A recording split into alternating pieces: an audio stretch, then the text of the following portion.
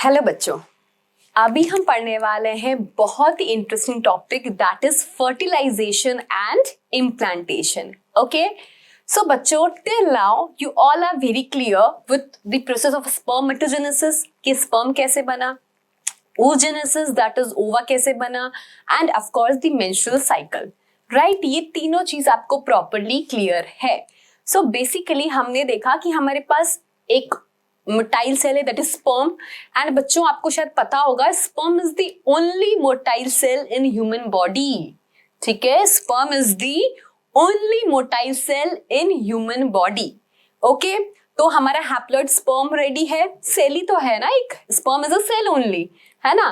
तो sperm cell ready है haploid, and हमारा सेकेंडरी oocyte रेडी है ना, जिसे एनसीईआरटी ने ओवम कहा है, but actually it is secondary oocyte. क्योंकि आपने मेंस्ट्रुअल साइकिल भी देखा है, आपने oogenesis भी देखा है कि मियोसिस टू कंप्लीट कब होता है, जब स्पर्म की एंट्री होती है. तो हमारा सेकेंडरी oocyte भी रेडी है अपने फौज को लेकर, है ना, मतलब zona pellucida and corona radiata, है ना. एंड वो कब रिलीज होगा, सेकेंडरी oocyte फैलोपियन ट्यूब में कब रिलीज होगा, 14th डे पे, जिसे हम ओव्यूलेशन कहते हैं. वो हमने सीखा था मेंस्ट्रुअल साइकिल में. राइट, तो थोड़ा लिख लेते हैं बच्चों. So right on the topic. पहले फर्टिलाइजेशन एंड इम्प्लांटेशन दोनों ही मैं आपको कराने वाली हूं. So let's start with fertilisation. Okay, तो बेटा क्या होगा फर्टिलाइजेशन में, आप समझिए. ये आपका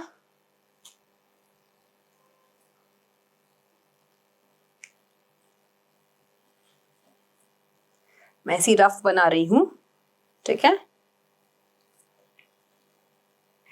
ओवरी है, तो ओवरी में चेंजेस क्या आया कि हाँ हमें पता है कि प्राइमरी जो फॉलिकल है वो मियोसिस 1 में ऐसे अरेस्ट हो गया था, फिर सेकेंडरी फॉलिकल बना, फिर टर्शियरी फॉलिकल बना, फिर आपका ग्राफियन फॉलिकल बनता है.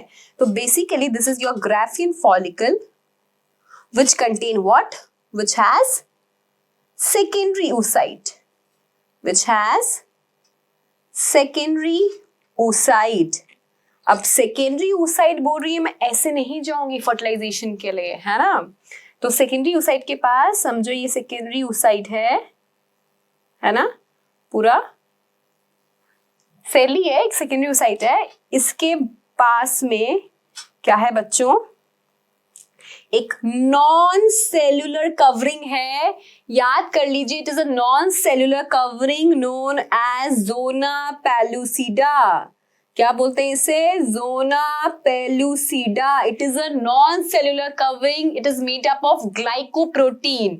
ग्लाइको मतलब कार्बोहाइड्रेट. तो सेकेंडरी oocyte को जोना पेलुसिडा ने सराउंड करके रखा है बच्चों. सेकेंडरी oocyte को जोना पेलुसिडा ने सराउंड कर रखा है. आपको पता है ना कि यहाँ पे ग्रैनुलोसा सेल्स थी, तो कुछ ग्रैनुलोसा सेल्स जो है वो मॉडिफाई होके बना लेती है. क्या बेटा, वो मॉडिफाई होके बना लेती है कोरोना रेडिएटा. तो यहाँ पे आपकी कुछ और सेल्स भी है जिसे हम बोलते हैं क्या बेटा, corona radiata. Corona radiata. Clear है इतनी बात. तो this is your whole secondary oocyte. जो ग्राफियन फॉलिकल रिलीज कराएगा ना, वो ये पूरा स्ट्रक्चर रिलीज कराएगा. ठीक है, सेकेंडरी oocyte की जो कवरिंग्स है ना, उसके कवरिंग्स ही इसको भेजेगा कि भाई तू जा. ठीक है, यहाँ पे ये कौन है, ये है फिम्ब्रे. कौन है ये, फिम्ब्रे, है ना. फैलोपियन ट्यूब को हमने 3 हिस्सों में डिवाइड किया था, इनफंडिबुलम, एम्प्यूला एंड स्टिमस. ये आपका इनफंडिबुलम है, ये आपका एम्प्यूला है, ये आपका स्टिमस है ना. तो अब जो ये फैलोपियन ट्यूब है बेटा, तो fallopian tube is lined by ciliated epithelium. ठीक है, यहाँ पे सीलिएटेड एपिथेलियम की लाइनिंग होती है, सीलिया प्रेजेंट होगा. तो इसी वजह से क्या होगा, ये जो आपका सेकेंडरी oocyte है ना बेटा, ये जो आपका सेकेंडरी oocyte है, ये क्योंकि नॉन मोटाइल स्ट्रक्चर है, ये नॉन मोटाइल स्ट्रक्चर है। स्पर्म सेल तो भाई मोटाइल है, लेकिन जो हमारा सेकेंडरी oocyte है वो नॉन मोटाइल स्ट्रक्चर है। तो वो कैसे जाएगा भाई, उसमें तो एक तो साइटोप्लाज्म भी बहुत ज्यादा है।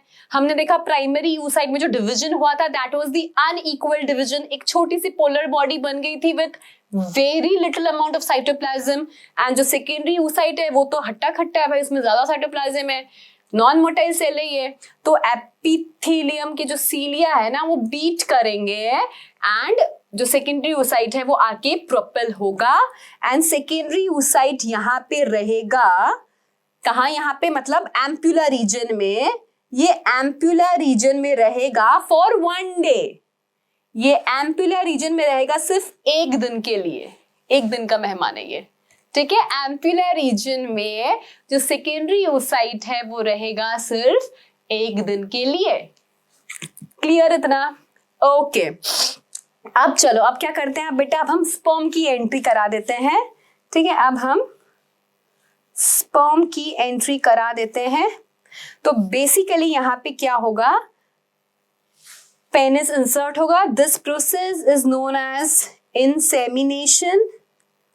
कॉपुलेशन होगा एंड देन इंसेमिनेशन मतलब semen will be released by male in the female vagina. आपको स्ट्रक्चर पूरा क्लियर है, मैंने वजाइना का ओपनिंग बताया था आपको, दैट इज वजाइनल ओरिफिस, है ना। तो penis will be inserted in the vaginal orifice and फिर क्या होगा, इंसेमिनेशन हो जाएगा, that is semen will be deposited, and semen deposit होगा तो इस तरह से इजैकुलेशन में मिलियंस ऑफ स्पर्म होंगे, ठीक है। इजैकुलेशन में आपके 200 to 300 मिलियन स्पर्म होंगे सिंगल इजैकुलेशन में बच्चों। सिंगल इजैकुलेशन में 200 to 300 मिलियन स्पर्म होंगे। पर क्या सारे स्पर्म हमारे इस 1 दिन के ओवा तक पहुंच पाएंगे? नहीं। देखो क्या होगा, अब स्पर्म के साथ क्या होगा, बहुत बुरा होगा स्पर्म्स के साथ। स्पर्म के साथ बहुत बुरा होने वाला है, ठीक है। क्या होने वाला है, एक तो दे विल बी किल्ड, उनका कत्लेआम हो जाएगा। कैसे? Because of they will die, because पहला reason acidic environment of the female genital tract, है ना। they will die due to, because of या due to acidic environment of female genital tract। हमें पता है कि फीमेल का जेनिटल ट्रैक्ट एसिड है। दूसरा बेटा क्या होता है, फीमेल बॉडी को लगता है स्पर्म जो है वो फॉरेन पार्टिकल है ना। एंड हमें पता है हमारा इम्यून सिस्टम बहुत अच्छा है, बहुत स्ट्रांग है। जब भी उसे कोई फॉरेन पार्टिकल दिखता है ना बॉडी में आते हुए तो वो फेगोसाइटोसिस करने लगता है, ठीक है। तो क्या हो जाएगा, एक दूसरा पॉइंट क्या है कि फेगोसाइटोसिस विल स्टार्ट, है ना, that will kill the sperm. Phagocytosis start हो जाएगा तो स्पर्म का मरना शुरू हो जाएगा। आई बात समझ में? यानी कि 200-300 मिलियन में से सिर्फ 200 या 300 sperm will reach towards ovum, या फिर टुवर्ड्स ओवम ही लिखूंगी और क्या, टुवर्ड्स ओवम, ठीक है। या फिर आप बोल सकते हो, ओवम लिखने का मन नहीं करता है क्योंकि ये गलत है ना। Secondary oocyte will lead towards secondary oocyte। Ovum दे रखा है इसमें एनसीईआरटी में, तो ठीक है। तो यानी कि 1 in a million पहुंच पाएगा, है ना, क्योंकि उनका कत्लेआम हो जाएगा इसके लिए, ठीक है। तो स्पर्म्स क्यों मर गए, बिकॉज एक तो female genital tract acidic in nature है ना, एंड क्या होगा, फेगोसाइटोसिस होगा, बिकॉज फीमेल बॉडी लगेगा भाई ये फॉरेन पार्टिकल है इस वजह से। तो और कुछ होना हो, हर मेल इन मामले ऑफ स्पर्म के मामले में मिलियनरी होता है ना, बिकॉज एक इजैकुलेशन बेटा समझो 200 से 300 मिलियन स्पर्म्स होते हैं, ठीक है। ओके, इतना क्लियर है, आगे चलें। सो अब क्या करें, सेकेंडरी oocyte जो है ना, वो फीमेल है, एंड देखो गार्ड्स को लेके बैठी है ना, बहुत ही सुंदर फीमेल है। तो वो बोलती है कि स्पर्म जो तुम आ रहे हो ना, तुम प्रॉपरली साफ होकर आओ, है ना, साफ होकर आओ। तो अब क्या होगा, देखो स्पर्म का स्ट्रक्चर याद है, एक्रोजोम, न्यूक्लियस, ये पूरा आपका जैसे हेड रीजन हो गया, है ना, फिर आपका इधर नेक हो गया, देन आपका इधर मिडिल पीस हो गया, देन आपका टेल हो गया। ऐसा कुछ होता है स्पर्म, क्योंकि सेल है बेटा, तो हमारी सेल की कवरिंग होती है, हमारे हर एक सेल की, एनिमल सेल की कवरिंग होती है। क्या है बेटा वो, हर एक सेल की जो कवरिंग है उसे हम क्या बोलते हैं, प्लाज्मा मेम्ब्रेन बोलते हैं। This is what, this is plasma membrane. अब क्या होता है, कुछ वजाइनल सिक्रीशन सिक्रीट होता है, ठीक है, ये जो वजाइना वाला पार्ट है ना, तो वजाइना में कुछ वजाइनल सिक्रीशन सिक्रीट होते हैं। वो क्या करते हैं बेटा, वो ये जो प्लाज्मा मेम्ब्रेन है, प्लाज्मा मेम्ब्रेन है, उसको डिस्ट्रॉय करना स्टार्ट कर देते हैं। वजाइनल सिक्रीशंस क्या करते हैं, they start destroying the plasma membrane, ठीक है, they start destroying the plasma membrane। ऐसा क्यों कर रहे हैं वो, हाँ ऐसा इसलिए कर रहे हैं बच्चों, सुनो, हमें पता है स्पर्म को अभी ओवम में पेनिट्रेट करना है, सेकेंडरी oocyte में पेनिट्रेट करना है, स्पर्म को पेनिट्रेशन करना है, तभी मियोसिस 2 होगा, तभी आगे फर्टिलाइजेशन होगा। एक्रोजोम जो है बेटा, हमारे एक्रोजोम के पास क्या है बेटा, बहुत सारी एंजाइम्स है। एक्रोजोम के पास क्या है बेटा, एक्रोजोम के पास एंजाइम है, हैलोडेज है, स्पर्म लाइसेंस है ना, जो क्या करेगा, बेसिकली से कोरोना रेडिएटा है, तो वो आपस में जो कोरोना रेडिएट के सेल्स है ना, वो हैलोनिक एसिड से जुड़े हुए हैं, तो वो उसे तोड़ेगा, हैलोडेज एंजाइम जो है उसको तोड़ देगा, ठीक है। फिर वो जोना पेलुसिडा में जो ZP3 रिसेप्टर्स है, जिससे स्पर्म रिकॉग्नाइज हो जाएगा ह्यूमन स्पर्म, एंड फिर वो आगे बढ़ेगा, राइट।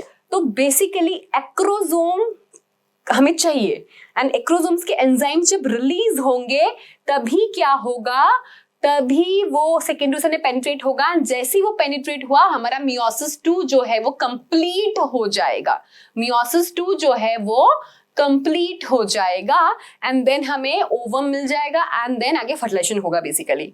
तो अभी क्या हो रहा है, अभी वजाइनल सिक्रीशंस प्लाज्मा मेम्ब्रेन को डिस्ट्रॉय करेंगे, ताकि एक्रोजोम एकदम सामने आ जाए, है ना, उसका पूरा सर्वर धो देंगे वजाइनल सिक्रीशंस, ताकि प्लाज्मा मेम्ब्रेन डिस्ट्रॉय हो जाए। किसका बना हुआ प्लाज्मा मेम्ब्रेन, प्रोटीन्स, कार्बोहाइड्रेट्स, इसका ही बना होता है ना प्लाज्मा मेम्ब्रेन। तो वो बेसिकली सिक्रीशंस क्या करेगा, उनको प्लाज्मा मेम्ब्रेन को हटा देगा, ताकि एक्रोजोम एकदम साफ दिखे, एंड जैसे ही एक्रोजोम सेकेंडरी oocyte के पास पहुंचे, एक्रोजोम अपने सिक्रीशंस को रिलीज कर दे।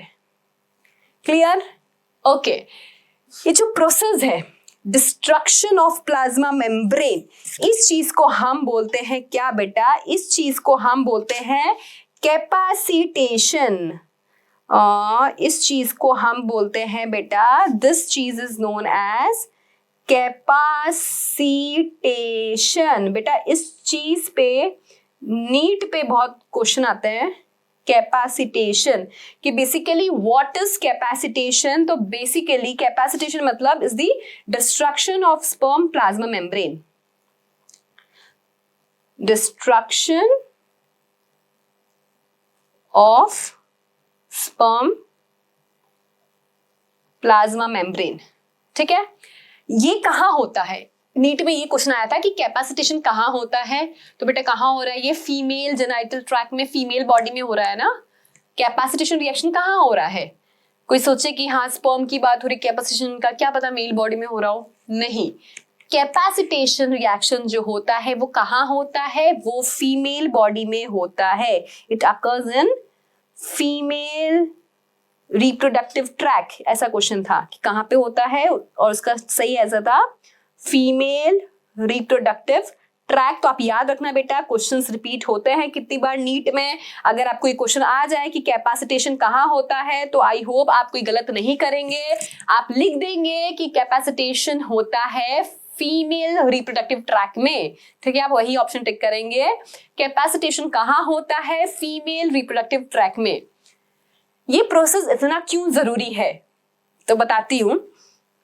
आईवीएफ आप सब जानते हैं ना, इन विट्रो फर्टिलाइजेशन। तो जब इन विट्रो फर्टिलाइजेशन मतलब एक कंसेप्ट सोचा गया था कि लैब में मेल एंड फीमेल गैमेट्स का फ्यूजन करवाते हैं, ओवा एंड स्पर्म का फ्यूजन करवाते हैं, है ना। तो that is in vitro fertilisation, zygote बनाना, है ना। अब देखो, जब साइंटिस्ट ने पहले लैब में ओवा एंड स्पर्म का फ्यूजन कराना चाहा, वो फ्यूजन नहीं हुआ।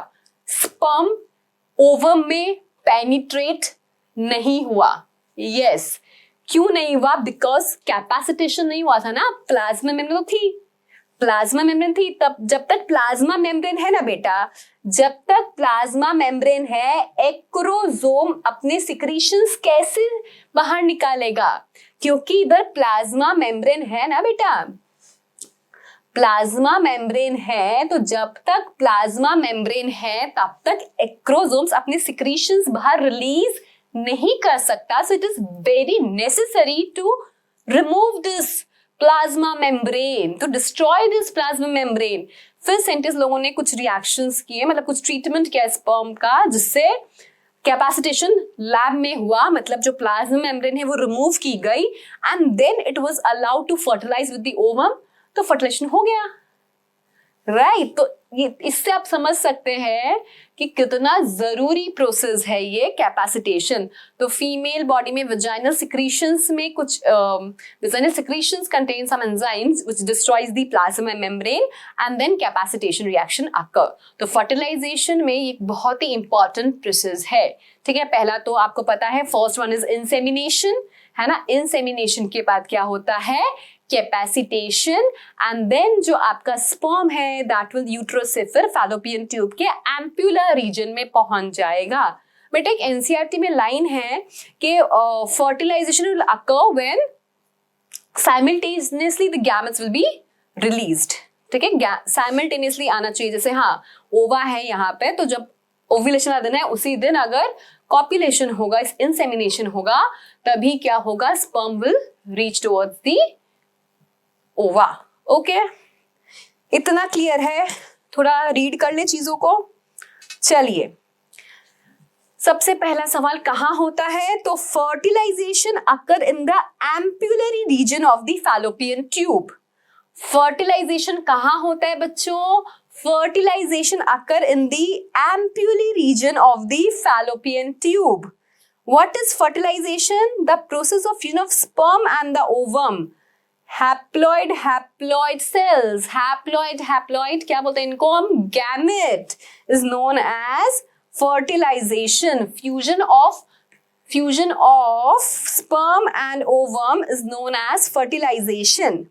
Now, एक चीज है बेटा, मैं समझाऊंगी आपको कि जब फर्टिलाइजेशन हो रहा है, स्पर्म की एंट्री हो गई ना, तो फिर दूसरे और स्पर्म नहीं जाने चाहिए। देखो मिलियंस थे, उसमें से सिर्फ 200 से 300 टुवर्ड्स ओवा पहुंच पाएंगे, है ना। अब उसके बाद भी अगर एक स्पर्म की एंट्री हो गई तो दूसरा कोई स्पर्म नहीं जाना चाहिए, मतलब पॉलीस्पर्मी शुड बी प्रिवेंटेड। अगर एक स्पर्म की एंट्री हो गई, है ना, ज़ोना पेलुसिडा द्वारा, तो फिर पॉलीस्पर्मी शुड बी प्रिवेंटेड, दूसरे स्पर्म्स नहीं जाने चाहिए। और राइट, तो पॉलीस्पर्मी शुड बी प्रिवेंटेड, है ना। समझ में आ गया? So during fertilization the sperm induces changes in the zona pellucida. Zona pellucida आपको क्लियर है? सेकेंडरी oocyte है, उसके बाहर जो नॉन सेल्यूलर लेयर है made up of glycoprotein is known as zona pellucida. So the sperm induces changes in the zona pellucida. क्या changes कराऊंगी detail में? And block the entry of other sperm and block the entry of other sperm. This ensures that only one sperm fertilizes an ovum. तो polyspermy वाली condition नहीं आएगी। ठीक है, फिर एक्रोसोम जो है of the sperm enter the cytoplasm of the ovum. Okay, now ये देखो बेटा, ये आपका जो है ओवम है, ओवम बोलो, या अभी तक स्पर्म की प्रॉपर एंट्री नहीं हुई है तो इसे आप जोना पहलू, इसे आप वो सेकेंडरी oocyte भी बोल सकते हैं, ठीक है। तो अब क्या होगा बेटा, देखो ये जो आउटर कवरिंग है ओवम की, जो ये आउटर कवरिंग है, इसे हम बोलते हैं विटेलाइन मेम्ब्रेन। ब्लैक से लिखती हूं मैं, जो ये कवरिंग है ना, ये जो आपका सेकेंडरी oocyte बोलो या ओवम इसे हम बोल रहे हैं क्योंकि एनसीईआरटी में दे रखा है, इसे हम बोलते हैं विटेलाइन मेम्ब्रेन। विटेलाइन मेम्ब्रेन क्या बोलते हैं बच्चों? Vitelline membrane. जो कवरिंग है उसे हमने बोल दिया विटेलाइन मेम्ब्रेन, कोई दिक्कत नहीं है, बोल दो। अब जो सेकेंड है आपका, सेकेंड है, ये दिख रहा है ना, तो ये हो गया बेसिकली आपका पूरा जोना पेलुसिडा, है ना, ये पूरा आपका जोना पेलुसिडा हो गया। अब जो विटेलाइन और जोना पेलुसिडा के बीच में जो स्पेस है उसे हम बोलते हैं पेरीविटेलाइन स्पेस। विटेलाइन मेम्ब्रेन, उसके बाहर जोना पेलुसिडा, उसके बीच में जो स्पेस है उसे हम बोलते हैं विटेलाइन स्पेस। दिख रहा है क्लियरली? और जो बाहर है ये कौन है आपका? Corona radiata. Granular cells modify corona radiata बनाती है ना। ये हाइलुरोनिक एसिड का बना हुआ है, स्पर्म के एक्रोसोम में हाइलोडेज एंजाइम है ना, वो रिलीज होगा और वो आगे चला जाएगा और फिर वो चला जाएगा कहाँ? जोना पेलुसिडा के पास। अब जोना पेलुसिडा के पास बच्चों क्या है? ZP3 रिसेप्टर्स है। जोना पेलुसिडा के पास क्या है बेटा? ZP3 रिसेप्टर्स है। किसके पास? हमारे जोना पेलुसिडा के पास यहाँ पे ZP3 रिसेप्टर्स है, ठीक है, ऐसे रिसेप्टर्स है, समझो, ठीक है। जोना पेलुसिडा के पास क्या है? ऐसे ZP3 रिसेप्टर्स प्रेजेंट है। ओके, अब देखो क्या होता है, एक्रोसोम्स ने जैसे ही वो नियर बाय आया कोरोना रेडिएटा के, उसने एंजाइम्स रिलीज करना शुरू किया, हाइलुरोनिडेज रिलीज किया, कोरोना रेडिएटा को पार किया। जैसे ही वो जोना पेलुसिडा के पास पहुंचा, वो बाइंड होगा ZP3 रिसेप्टर से। ये हेल्प करता है to identify the gamete of the same species. ये जो गैमेट्स होते हैं वो क्या होते हैं? स्पीशीज स्पेसिफिक होते हैं। स्पीशीज स्पेसिफिक होते हैं। एक केमिकल होता है fertilizin and anti fertilizin. Fertilizin and anti fertilizin, ठीक है, ये हमेशा स्पीशीज स्पेसिफिक ही मिलेगा। ये ओवम किसका है बेटा? ये ओवम फीमेल का है ना। अब यहां पर अगर मैंने फॉर एग्जाम्पल डॉग का स्पर्म, काउ का स्पर्म या कोई दूसरे मैमल का स्पर्म क्या करना क्या कोशिश किया? इंसर्ट कराने का कोशिश किया, तो वो नहीं होगा। क्यों? बिकॉज जो गैमेट्स होते हैं they are species specific. Human male का गैमेट ही ह्यूमन फीमेल को फर्टिलाइज कर सकता है। समझ में आया?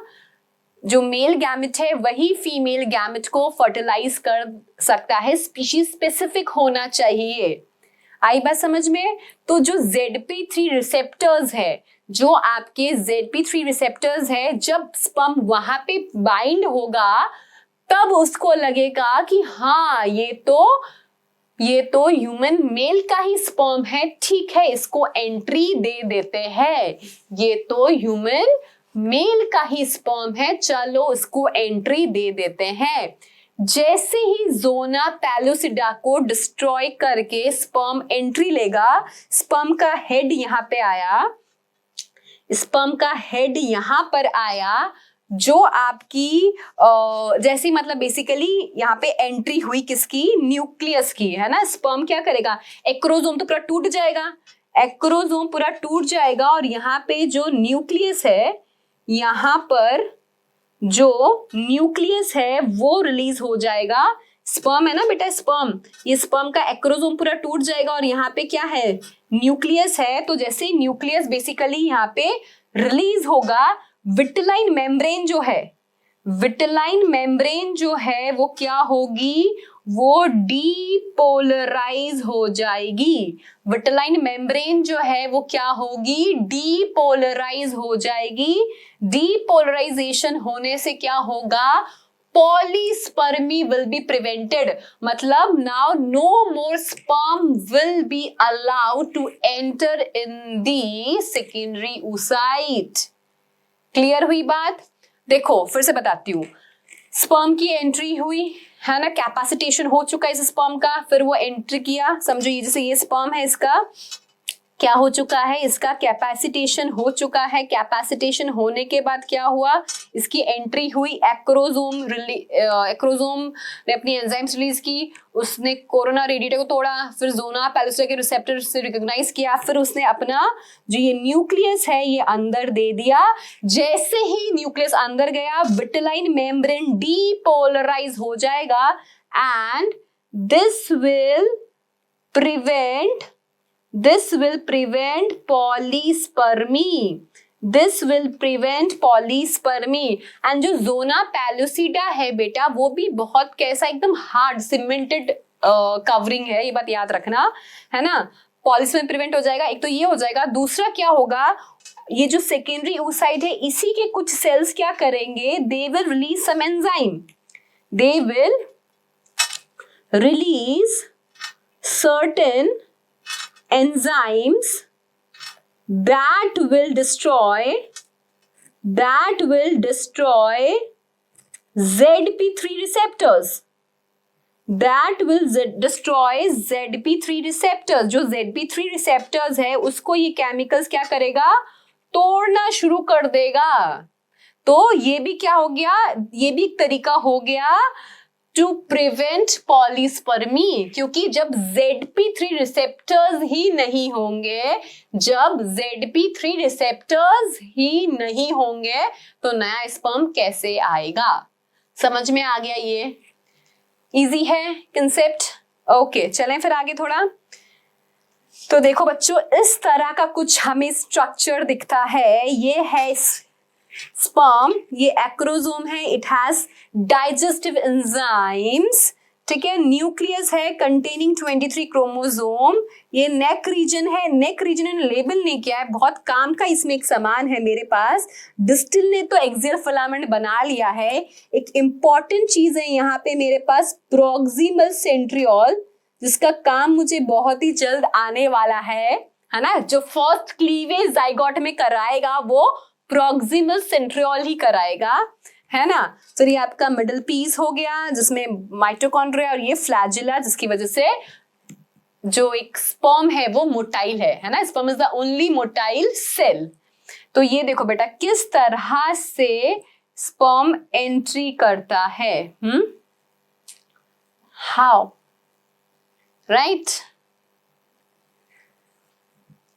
चलें आगे। ओके सो बेसिकली अब क्या होगा, स्पर्म का एंट्री हो गया, ये आप बना लो विटेलाइन मेम्ब्रेन जो कि डीपोलराइज्ड है, और उसके बाहर मैं बना लेती हूँ जोना पैलुसिडा। जोना पैलुसिडा परसिड करेगा बेटा, याद रखना। जोना पैलुसिडा जो है वो परसिस्ट करेगा। जोना पैलुसिडा जो है, ये जोना पैलुसिडा, इट विल परसिस्ट, ये लेयर परसिस्ट करेगा। कब टूटेगा ये, जब ब्लास्टोसिस्ट इम्प्लांट होगा ना, तब टूटेगा ये। तब तक ये जोना पैलुसिडा का मैं भूल भी जाऊं बनाना, तो आपको याद रखना है कि जोना पैलुसिडा रहेगा कब तक, जब तक इम्प्लांटेशन नहीं हो जाता। जब तक इम्प्लांटेशन नहीं होता जोना पैलुसिडा कहीं नहीं जाने वाला, वहीं रहेगा। अब देखो बेटा यहाँ पे आपका ये मेल का न्यूक्लियस है, मेल तो सिर्फ न्यूक्लियस ही देगा, है ना। तो इसे बोल देते हैं मेल प्रोन्यूक्लियस, मेल प्रोन्यूक्लियस। अरे मेल प्रोन्यूक्लियस, और यहां जो मेरा oocyte है, सेकेंडरी oocyte, उसमें अभी मियोसिस 2 मेटाफेज 2 में अरेस्ट है। तो यहाँ पे यहाँ स्पिंडल फाइबर्स बने हुए हैं बेसिकली, तो यहाँ पे एक ये डिवीजन कंप्लीट होगा। यहाँ पे meiosis 2 will complete, meiosis 2 will complete बच्चों। Now after the entry of male pronucleus, after the entry of male pronucleus, meiosis 2 will be completed, ठीक है। एंड क्या बन जाएगा, अब जो आपको मिलेगा, this will be known as ovum and this is known as second polar body. This is known as second polar body. Second polar body will degenerate. ये क्या हो जाएगा, सेकेंड पोलर बॉडी जो है वो डीजेनरेट हो जाएगी। अब जो ओवम है, ये जो बेसिकली पूरा सेल है ना, तो ये न्यूक्लियस बेसिकली वापस डिवाइड हुआ है ना, हैप्लॉइड ही है। मियोसिस 2 आपको पता है रिडक्शनल डिवीजन ही होता है। Sorry meiosis 2 is equational division, meiosis 1 is reductional division, आपको पता है। मियोसिस 2 इज इक्वेशनल डिवीजन, है ना। तो मियोसिस 1 तो ऑफ कोर्स हो चुका ही था, मियोसिस 2 कंप्लीट हुआ, meiosis 2 is equational division, haploid का वो हैप्लॉइड ही रहेगा। एंड पोलर बॉडी जो है वो ऑफ कोर्स छोटा बनेगा, उसमें बहुत ही कम अमाउंट का साइटोप्लाज्म होगा। सारा साइटोप्लाज्म जो है वो कहाँ है, सारा साइटोप्लाज्म जो है वो यहाँ पर होगा, ठीक है। सारा साइटोप्लाज्म यहाँ पे होगा। अब क्या होगा बच्चों, फ्यूजन करवा दें। ये जो आपका N है, दिस इज फीमेल प्रोन्यूक्लियस और ये आपका मेल प्रोन्यूक्लियस है। तो फीमेल प्रोन्यूक्लियस और मेल प्रोन्यूक्लियस दोनों का क्या होगा, फ्यूजन होगा और फिर बन जाएगा आपका 2N, that is diploid zygote. क्या बन जाएगा बच्चों, डिप्लॉयड जाइगोट बन जाएगा। आई बात समझ में। अब जाके बेटा क्या हुआ है, फर्टिलाइजेशन हुआ है, ठीक है, फर्टिलाइजेशन हुआ है। ओके, अब जो जाइगोट है बेटा, जो आपका डिप्लॉयड जाइगोट है, तो zygote is the only totipotent cell, है ना, जो ह्यूमंस में बनता है। जाइगोट ही ओनली टोटिपोटेंट सेल है जो क्या हो जाएगा, एक fully developed into an organism, ठीक है। तो जाइगोट बेसिकली टर्न होगा पहले एम्ब्रियो में। जैसे ही जाइगोट में डिवीजन हो गया ना, हम उसे जाइगोट नहीं बोलेंगे, हम उसको अब एम्ब्रियो ही बोलेंगे। फिर एम्ब्रियो से फिर वो बन जाएगा आपका फीटस। तो ये पूरा आप पढ़ेंगे, दैट इज जेस्टेशन पीरियड। इसे हम बोलते हैं जेस्टेशन पीरियड, जो कि ह्यूमंस में कितना होता है बच्चों, ह्यूमंस में होता है कितना बेटा, 9 मंथ्स, ठीक है। ह्यूमंस में जो जेस्टेशन पीरियड होता है वो कितना होता है, 9 मंथ्स। एलिफेंट में बच्चों 2 इयर्स, एलिफेंट में जेस्टेशन पीरियड होता है 2 साल का, सोचिए। तो ह्यूमन में जेस्टेशन पीरियड कितना होता है, 9 मंथ्स का होता है। फाइन, क्लियर है इतना? ओके, थोड़ा देखते हैं थ्योरी।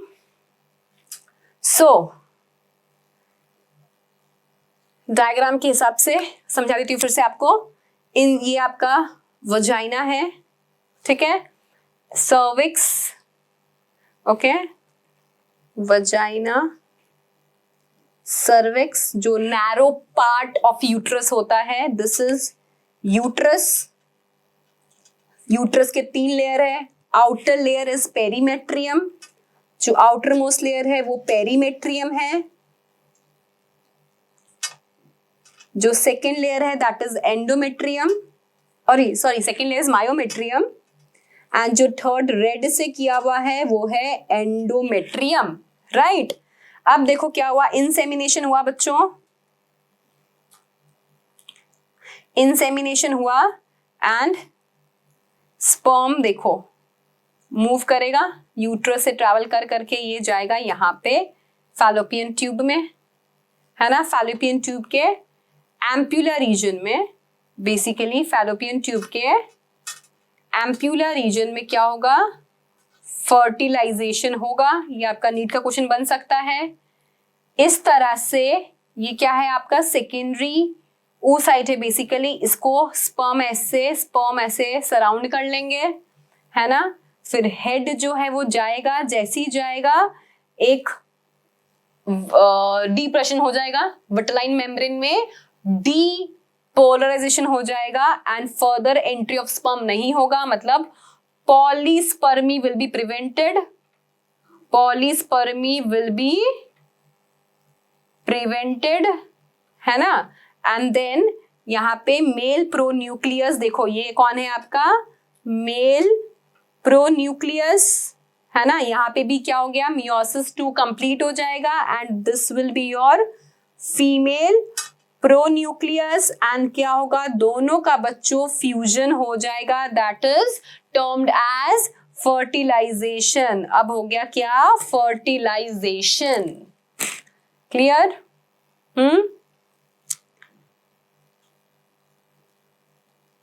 दिख रहा है एक पेज में? ये पूरा जो प्रोसेस इज वेरी इजी, है ना, समझ में आ गया है। Fusion of male and female pronucleus will lead to formation of a diploid zygote. Fine? Okay. So, the completion of second meiotic division of the secondary oocyte, तब क्या होगा, formation of haploid ovum, ovum को ही हम ooted कहते हैं, and a secondary polar body. The haploid sperm nucleus fuses with the haploid nucleus of the ovum to form a diploid zygote. Clear? लिख लीजिए, इतनी सी बात है. Diploid zygote बन गया. देखिए किस तरह से, ये देखो आप, न्यूक्लियस कंटेनिंग क्रोमोसोम आ रहा है स्पर्म 1 में, है ना, सेकेंड में, थर्ड, फोर्थ, और अभी ये देखो पेनिट्रेट करने जा रहा है. Acrosome has various kind of digestive enzymes. Okay, पहले कोना रेडियो तोड़ेगा, फिर जोना पेलिस्टिक रिसेप्टर को रिकॉग्नाइज करके एंट्री कर लेगा सेकेंडरी oocyte में. सो बच्चों देखिए, this is very nice diagram, है ना. ये आपको बता रहा है, देखो किस तरह से आपका पोलर बॉडी चला जाता है. फर्स्ट पोलर क्यों लिखा इन्होंने, I am so sorry, it should be second ना, गलती हो गई है भाई, सेकेंड, है ना, सेकेंड. ओके, देखिए जो सेकेंडरी oocyte है बेटा, ऐसे तो निकलता नहीं, कवरिंग है ना उसके पास बहुत सारी. तो पहला कोना रेडिएटा, उसको स्पर्म तोड़ेगा, फिर आपका जोना पेलिस्टिया पे रिकॉग्नाइज करेगा, है ना. ये देखो आपका सेकेंड मियोटिक स्पिंडल फॉर्मेशन हो रखा है, मेटाफेज 2 में अरेस्ट था ना, ये आगे बढ़ गया अब.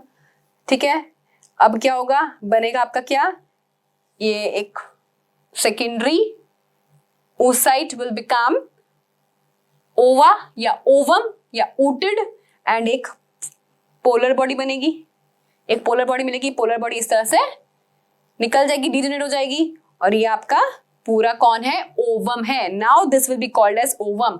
अब मैं इसको ओवम बोलूंगी जब सेकेंड मियोटिक डिवीजन कंप्लीट होगा ना, उसके बाद मैं इसको ओवम बोलूंगी. And this is the cytoplasm of the ovum, जो पूरा जाइगोट में चला जाएगा, है ना. माइटोकॉन्ड्रिया भी हमें जो मिलता है वो पूरा ओवम से ही मिलता है. तभी माइटोकॉन्ड्रिया, साइटोप्लाज्म, ये सब क्या होता है, मिटर्नल इनहेरिटेंस है, क्योंकि फादर ने तो क्या किया है, केवल न्यूक्लियस ही दिया है. फादर ने केवल क्या किया है, न्यूक्लियस ही दिया है. This whole total is what, this is maternal inheritance. ठीक है, समझ में आया इतनी बात? ये स्पिंडल फॉर्मेशन। और अब समझ में आया कि ये ओव जो सेकेंडरी oocyte है ना, इसकी वजह से स्पिंडल फॉर्मेशन यहाँ पे हो रहा है, बिकॉज सेकेंडरी oocyte का मियोसिस 2 कंप्लीट यहाँ पे होगा, है ना। मियोसिस 2 मेटाफेज 2 स्टेज में अरेस्ट है, वो कंप्लीट यहाँ पे होगा। फिर secondary oocyte will divide into an ovum and haploid polar body. फिर जो वो ओवम है उसका जो न्यूक्लियस है, उसका और जो मेल न्यूक्लियस है, उन दोनों का फ्यूजन होगा। Fine, okay. तो अब जाइगोट बन गया। अब जाइगोट क्या करेगा? It will undergo a series of mitotic cell division known as cleavage. ठीक है, ये कराने से पहले मैं आपको पहले ये जो मेल और फीमेल वाली बात है, सेक्स डिटर्मिनेशन है, वो बता देती हूँ, देन मैं ये आपको बताती हूँ फिर सेक्स डिटर्मिनेशन। तो बेसिकली जो ह्यूमंस होते हैं दे हैव 46 क्रोमोसोम्स या 23 पेयर, है ना। तो अगर मैं बात करूं तो जो 23 पेयर्स है उसमें से 22 तो ऑटोजोम्स होते हैं, 22 आपके ऑटोजोम्स होते हैं, एंड जो 23rd है वो क्या होते हैं? सेक्स क्रोमोसोम्स होते हैं। अगर मैं फीमेल की बात करूं तो मैं सिर्फ ये 23rd पेयर की बात कर रही हूं बच्चों, मैं सिर्फ 23rd पेयर की बात कर रही हूँ। ह्यूमन बीइंग में टोटल 46 क्रोमोसोम्स होते हैं, 23 पेयर भी बोल सकते हैं ना, 46 क्रोमोसोम्स और 23 पेयर। अब 23 पेयर में से जो 22 पेयर्स होते हैं दे आर ऑटोसोम्स, एंड जो 23rd वाला है दैट इज 6 क्रोमोसोम्स। अब फीमेल में क्या होता है? वो फीमेल में होता है वो XX, और मेल में क्या होता है बच्चों? मेल में होता है वो XY। मतलब स्पर्म्स जो होते हैं ना बेटा, स्पर्म जो है उसमें X भी हो सकता है और उसमें Y भी हो सकता है। जो ओवा होगा ना उसमें तो XX ही होगा, लेकिन जो स्पर्म है उसमें X भी हो सकता है और Y भी हो सकता है। तो अगर समझो एक ओवा है, उससे अगर Y ने फर्टिलाइज कर लिया तो क्या होगा? तो बॉय होगा, और अगर एक्स का फर्टिलाइजेशन हुआ तो फिर गर्ल होगा, है ना। सिंपल है, एक्स वाई और X X X X X X X Y. तो 50% चांसेस है गर्ल के एंड 50% चांसेस है बॉय के।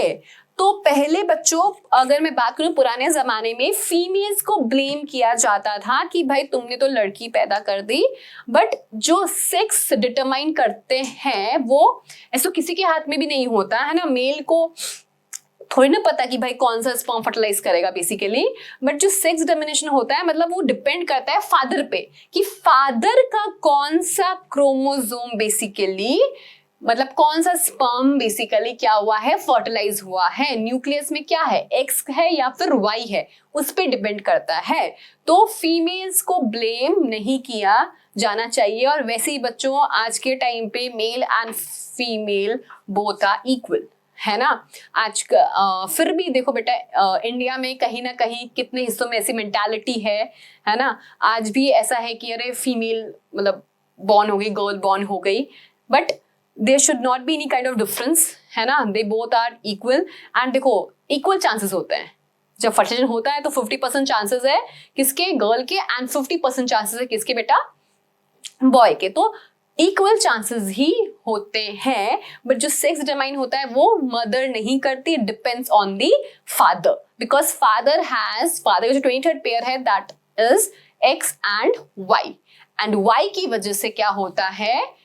बॉय, है ना। अगर एक्स और वाई का फर्टिलाइजेशन होगा तब होगा बॉय। फीमेल के पास जो ओवा है वो सब क्या है? एक्स ही है, सब में क्या है? एक्स क्रोमोसोम्स ही है। ठीक है, समझ में आ गया? ओके, तो अब जाइगोट बन गया, जो भी है एक्स एक्स भी हो सकता है, एक्स वाई भी हो सकता है, जो भी बना बना।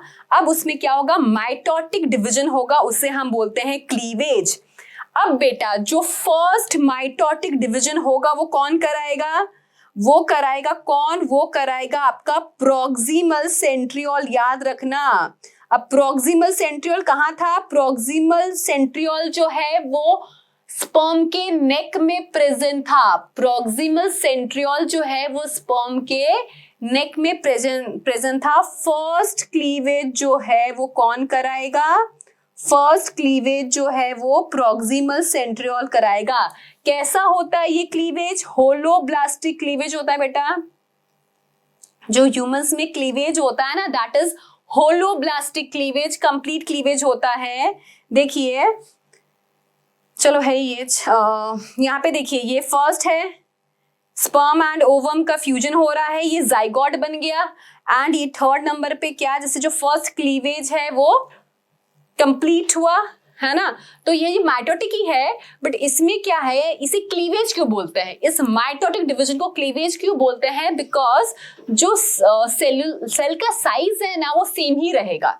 सेल का साइज जो है बेटा वो सेम ही रहने वाला है। बताती हूँ रीजन।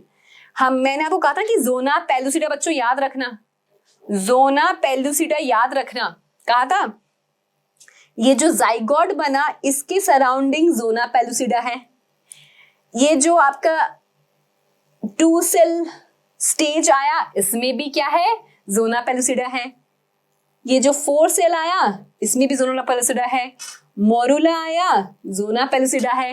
ब्लास्टूला में भी जोना पेलुसिडा है। ब्लास्टूला जब इम्प्लांट होगा एंडोमेट्रियम में तब आपका जोना पेलुसिडा जो है वो टूटेगा, तब यहाँ पे zona pellucida will be broken down. Blastocystic कुछ एंजाइम सिक्रीट करेगा जिससे जोना पेलुसिडा फिर टूटेगा। ठीक है, तो बेसिकली क्या होता है यहाँ पे, क्योंकि जोना पेलुसिडा सीमेंटेड लेयर है, शायद मैंने ये बात पहले भी आपको कही थी कि ये सीमेंटेड है, नॉन सेलुलर सीमेंटेड लेयर है ये, तो इसका साइज चेंज नहीं हो सकता। अब जो जाइगोट बना उसमें क्लीवेज होगा, तो यहाँ पे क्या हो रहा है, सिर्फ सेल डिवाइड हो रहा है और सेल का साइज छोटा होता जा रहा है ना, क्योंकि अब जगह उतनी है। अब माइटोटिक डिविजन्स चलते जाएंगे, नंबर ऑफ सेल्स बढ़ते जाएंगे, पर जगह उतनी ही है, तो सेल डिवाइड हो रहा है, लेकिन जो सेल का साइज है वो छोटा होता जा रहा है। सेल का साइज जो है वो क्या होते जा रहा है बेटा, छोटा होते जा रहा है। ओके, जो पहला क्लीवेज होता है बेटा वो होता है after 30 hours of fertilization. Fertilization के 30 आवर्स बाद, फर्टिलाइजेशन के 30 आवर्स बाद क्या होता है, पहला क्लीवेज होता है। ठीक है, आफ्टर फर्टिलाइजेशन 30 आवर्स बाद क्या होगा, पहला क्लीवेज होगा। एंड आपको ऐसे 2 सेल मिल जाएगा, इन 2 सेल को आप बोलेंगे ब्लास्टोमियर। क्या बोलेंगे बेटा, इन 2 सेल को आप बोलेंगे ब्लास्टोमियर। ठीक है, both the cells is known as blastomere.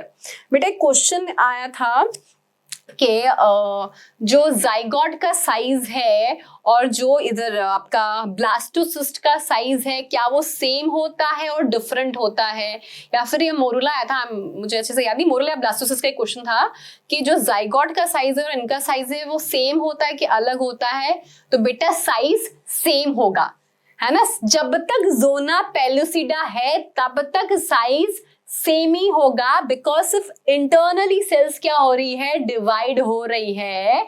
Internally mitotic divisions चलते जा रहे हैं लेकिन ग्रोथ नहीं हो रही, है ना। जो जाइगोट का सेल का साइज है वो ही सेम साइज आपका मोरुला और ब्लास्टुला का होगा। फिर जब ब्लास्टुला अटैचमेंट करना चाहेगा ना, उससे पहले जोना पेलुसिडा को वो तोड़ेगा कुछ एंजाइम्स रिलीज करके। ठीक है, तो साइज सेम होता है, बात याद रखेगा आप लोग, है ना। तो ये बन गया ब्लास्टोमियर। अब यहाँ पे 2 सेल स्टेज आया, फिर 4 सेल स्टेज, तो ये भी क्या है, ब्लास्टोमियर्स है।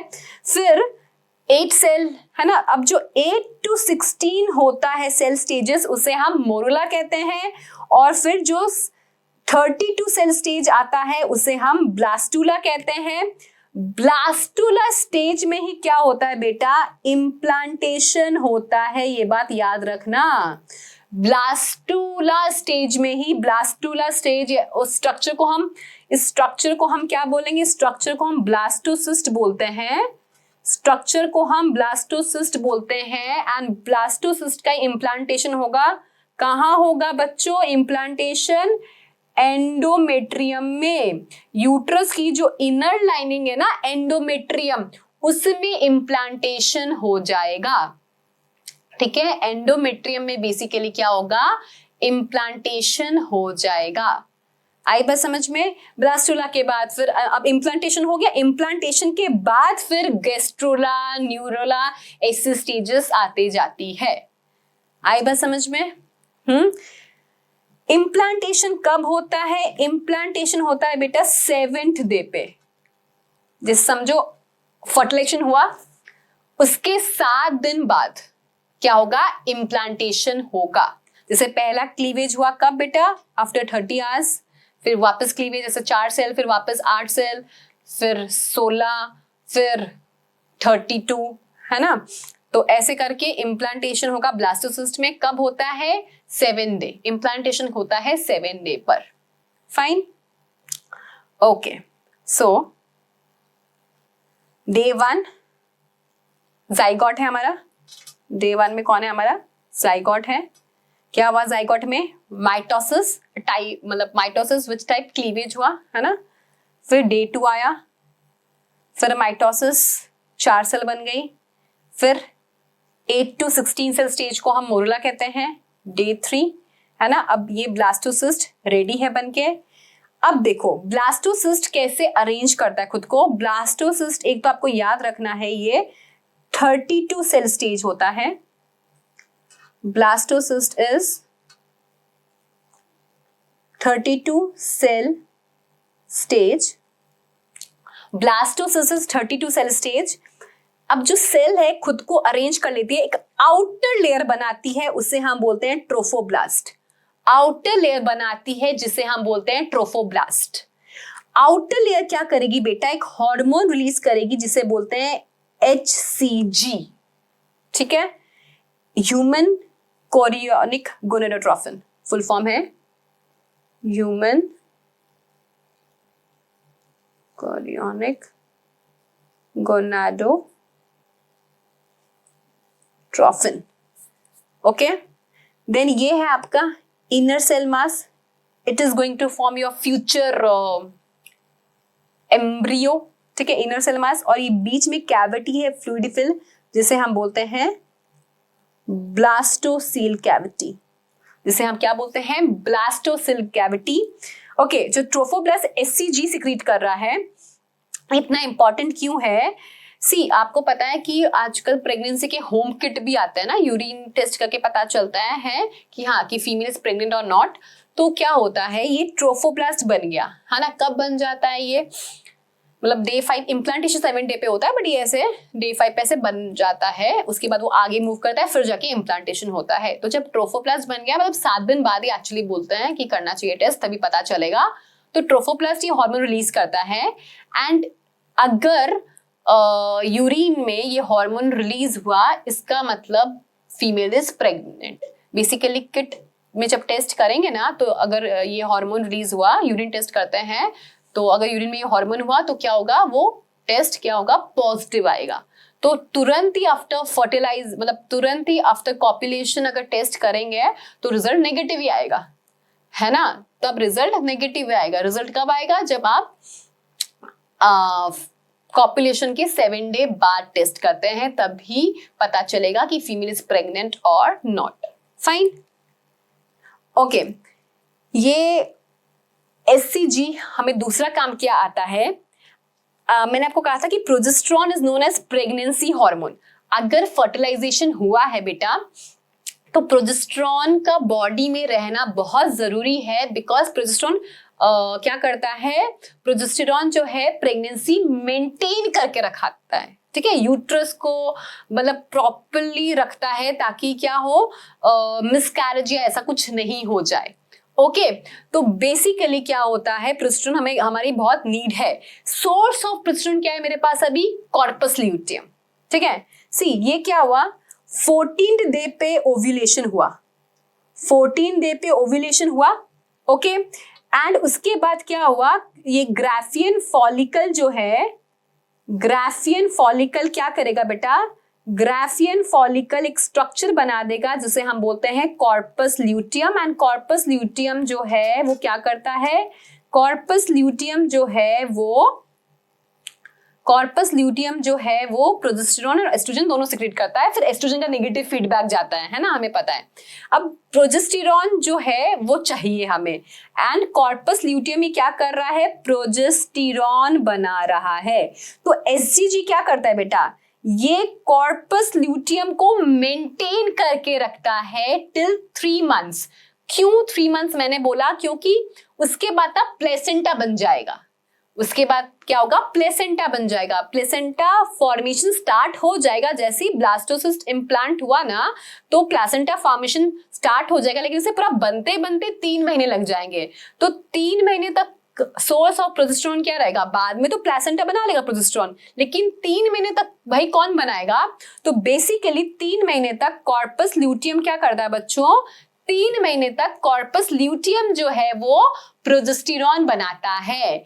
3 महीने तक कॉर्पस ल्यूटियम जो है वो क्या करता है, प्रोजेस्टेरॉन बनाता है। तो हमें कॉर्पस ल्यूटियम चाहिए, है ना। तो कॉर्पस ल्यूटियम को मेंटेन कौन रखेगा, कॉर्पस ल्यूटियम को मेंटेन रखेगा हमारा HCG। ठीक है, HCG क्या करेगा, एक तो आपको पता चल गया कि हाँ ट्रोफोब्लास्ट, इसे रिलीज कौन करता है, तो भाई ट्रोफोब्लास्ट करता है।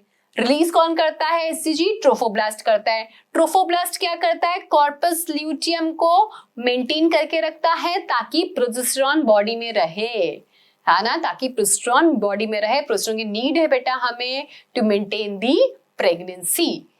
आई बात समझ में। देखिए ये मोरेला का स्ट्रक्चर है। मोरेला लुक्स लाइक मलबेरी, है ना, it looks like mulberry. Okay, ये आपका पूरा ब्लास्टोसिस्ट बन रहा है, राइट।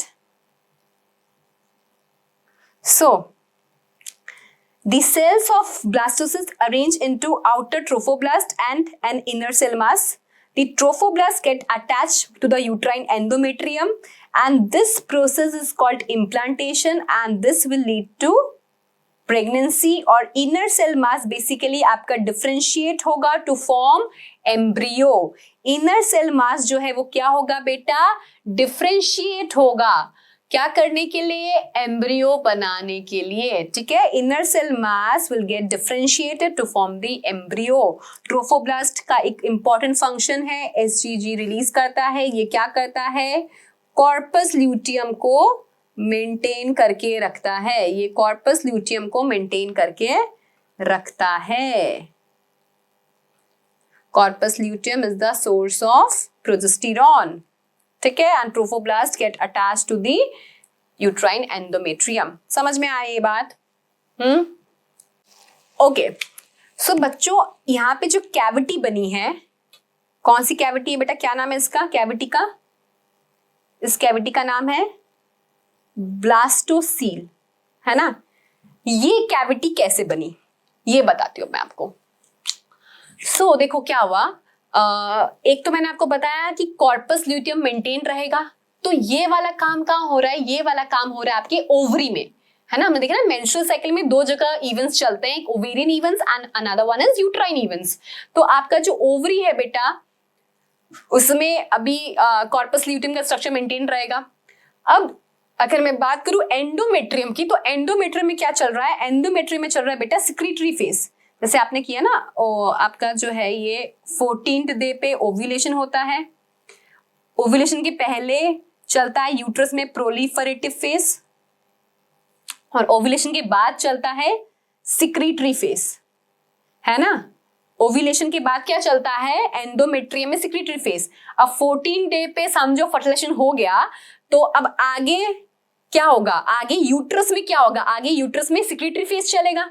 मतलब सिक्रीटरी फेज में बेसिकली क्या होता है, वो एंडोमेट्रियम की लेयर और हार्ड नहीं हो जाती ताकि प्रॉपर्ली इम्प्लांटेशन हो सके, राइट। अब क्या चलेगा वहां पे, अब वहां पे क्या चलेगा बच्चों, अब वहां पे चलेगा आपका सिक्रीटरी फेज, यूट्रस में सिक्रीटरी फेज चलेगा। तो अब जो आपका एंडोमेट्रियम है बेटा, जो एंडोमेट्रियम है, जो एंडोमेट्रियम है वो क्या करता है, वो रिलीज करता है ग्लाइकोजन। वो क्या रिलीज करता है, ग्लाइकोजन। तो बेसिकली ये जो ग्लाइकोजन है वही चला जाता है यहाँ पे, एंड ब्लास्टोसिल कैविटी में क्या होता है, ग्लाइकोजन ही होते हैं। ठीक है। ब्लास्टोसेल कैविटी में क्या है बेटा, ग्लाइकोजन। ये आप सोच रहे कैविटी में क्या है, मैंने आपको बोला मोरूला स्टेज आया, मोरूला के बाद मॉडिफिकेशंस होके ब्लास्टोसिस्ट बन गया। ब्लास्टोसिस्ट में आउटर ट्रोफोब्लास्ट है, ट्रोफोब्लास्ट क्या करता है, एसीजी सिक्रीट करता है, उसी से हम लोग को प्रेगनेंसी का पता चलता है। ठीक है, फिर वो कॉर्पस ल्यूटेम को मेंटेन करता है।